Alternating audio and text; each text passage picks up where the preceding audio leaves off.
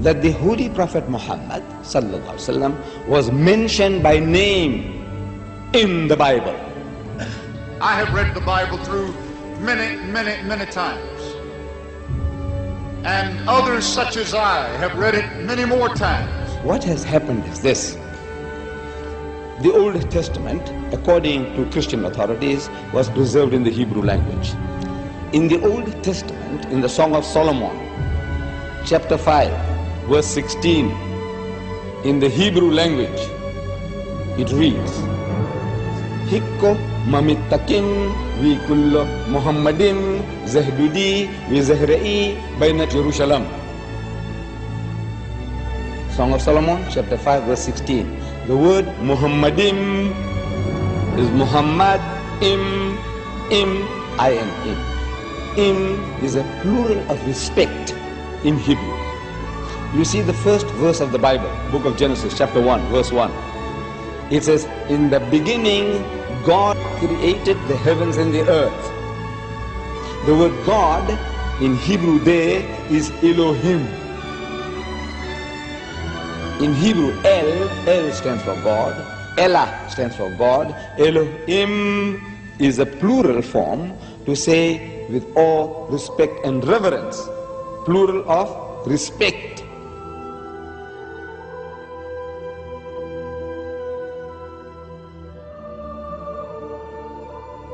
The word is there in the Hebrew language. In the original, what they call original, it's there. But they have translated that in English as altogether lovely. So this beloved of mine is altogether lovely, says Solomon. You can't associate with the word Muhammad. You read it 1,000 times, altogether lovely, altogether lovely. Or let's say in another language, the praised one, the praised one. Muhammad means the praised one. But he said the praised one, the praised one. You can't think that he's talking about Muhammad, though Muhammad means the praised one. You have no right to translate names of people.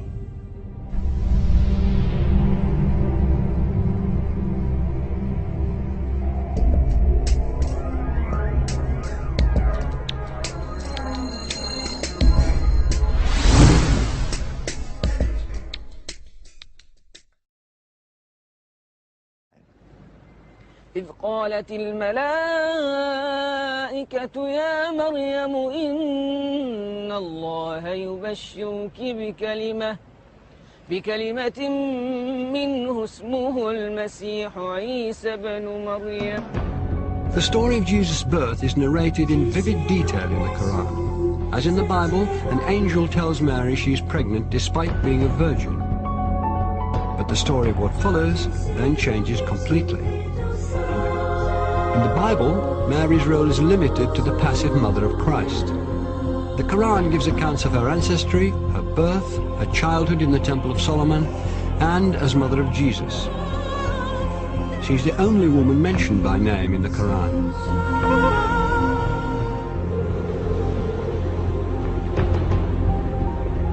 The ability to talk as a newborn child is one of many miracles not recorded in the biblical account of Christ's life.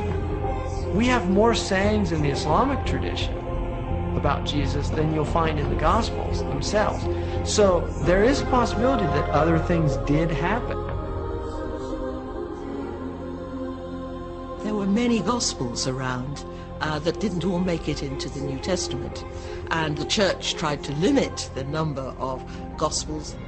In the Christian narrative, the most central and fundamental point of Christianity is the death and resurrection of Jesus Christ. Well, Islam basically denies that. وقولهم إنا قتلنا المسيح عيسى بن مريم رسول الله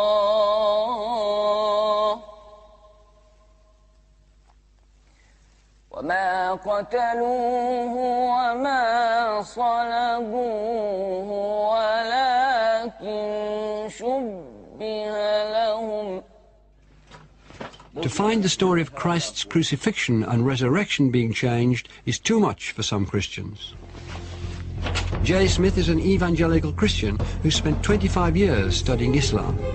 is dedicated to disproving the Quran's version of Jesus' last day on earth. If Jesus were to come down to Speaker's Corner, I would imagine he'd get up on the ladder like I'm going to get up on the ladder. And what he would say to Muslims specifically is he would probably confront them with what they've done to him, what their scriptures have done to him, not them personally, what their scriptures have done to him by taking away his divinity, by also suggesting that the greatest act of history, the most sacrificial act that anybody has done, to die for mankind, God himself to die for that which he has created, has completely been eradicated, has completely been thrown out of their scriptures. The essence of Islam is submission to the absolute, to the divine. And that's where salvation lies, in submission to the divine, or at least a recognition of the divine. In Christianity, salvation lies through the acceptance of the blood of the Lamb. That is a completely different narrative than the Quran is giving. Who's right? Well, the Quran says, you make your choice here, and I'm going to let you know in the next world. In the Quran it says that on the Day of Judgment, God will actually ask Jesus Christ, did you tell the people that you were God? And Jesus says, you know what I said, you see everything I say and do. I would never say that. Glory to you, transcendent are you. I would never say that. I have no right to say that.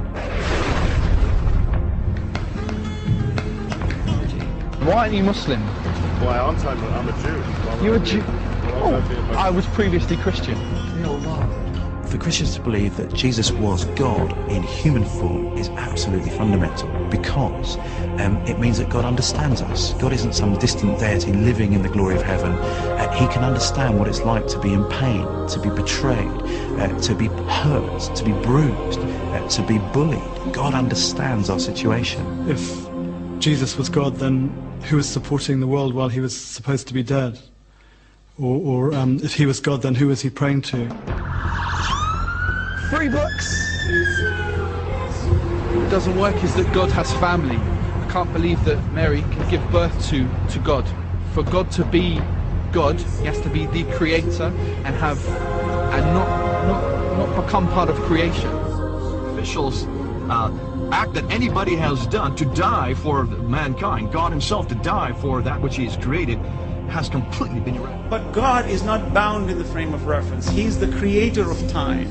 Time is a creation of God. Matter is a creation of God. These are transient entities.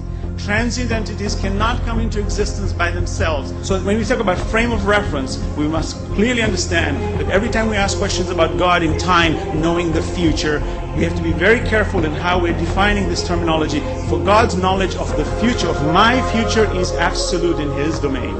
He knows everything. But he's not bound in the time where he is experimenting himself, for he's not bound in space, time, or matter. Those are created entities which he has put into it.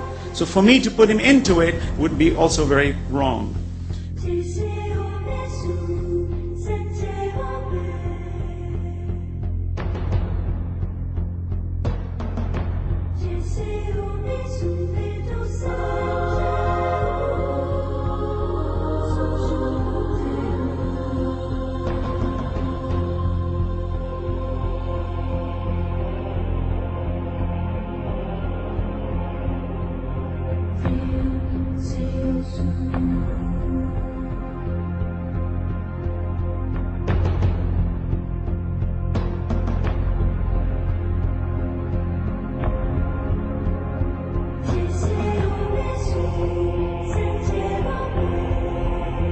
Prophet Adam was created from no female and no male.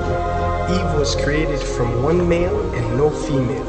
Jesus was created from one female and no male. And all of us have been created from one male and one female. These are 4 examples for us to benefit from, to understand the divinity of our Creator.